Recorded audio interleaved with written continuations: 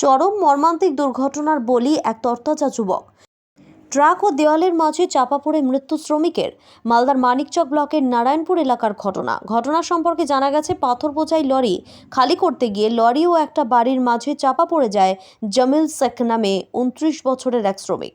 বাড়ির দেওয়াল ভেঙে উদ্ধার করে শ্রমিককে মানিকচক হাসপাতালে নিয়ে গেলে কর্তব্যরত চিকিৎসকরা তাকে মৃত বলে ঘোষণা করেন। পুরো পরিবার শোকস্তব্ধ।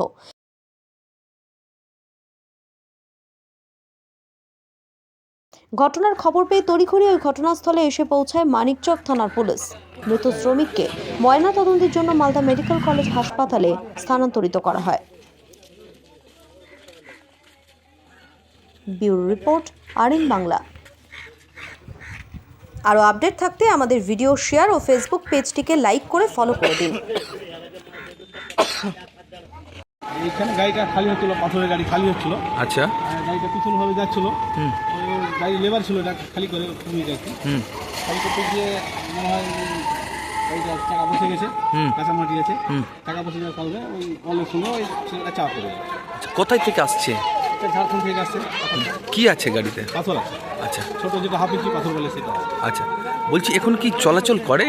কি ওই পাথরওয়ালা গাড়ি কি যায়? জাহাজ তো বন্ধ আছে। এটা যদি ফারাক্কা থেকে আসে তাহলে বলা যায় না, ওই দিক থেকে চলে। আচ্ছা, জাহাজ কিন্তু এখন বন্ধ আছে, যেহেতু ঝাড়খণ্ডে ভোট আছে।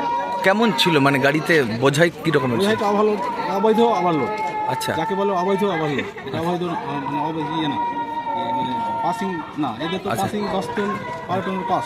আচ্ছা, কিন্তু এরা চালাচ্ছে 36 টন 32 টন এরা গাড়ি চালাচ্ছে। এটা সম্পূর্ণ অবৈধ।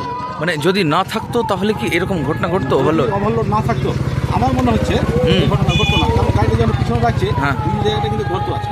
সেখানে গর্ততে ওই ব্রেক করেছে, ওভারলোডের কারণে থামতে পারেনি, ব্রেকটা পিছলে গিয়ে খাঁচাতে গিয়ে পড়ে গিয়ে অলের সঙ্গে চাপ। আচ্ছা, কি নাম আপনার? আমার নাম মুক্তার।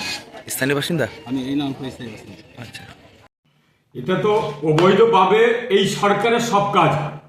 অবৈধভাবে ওভারলোড চলছে, হচ্ছে যেইটুকু মাল দরকার সেইটুকু ট্রাকে লোড না করে ওভারলোড করছে। ওভারলোডে আর এখন তো মনে হয় ট্রাক চলাচল বন্ধ আছে, সবকিছু নিয়ম না মেনে বেনিয়মে ট্রাকগুলো চলছে। আর এই তো প্রশাসন দায়ী। আমি বলবো এই মৃত্যুর জন্য প্রশাসন দায়ী। আর তার পরিবারের অভিযোগ সত্যি আছে, তার পরিবারের এখন খাটার লোক নেই। তার সুব্যবস্থা করা হোক, সরকার তার সুব্যবস্থা করুক, কিন্তু তার জীবনটা তার ফিরিয়ে দিতে পারবে না এই সরকার। সবকিছুই এই চোরা চালানের জন্য, বালি বলো কয়লা বলো সব তো ওভারলোড, এই পাথর বলো ওভারলোড। এই সরকারে টাকা দিয়ে সবকিছু করা যায়।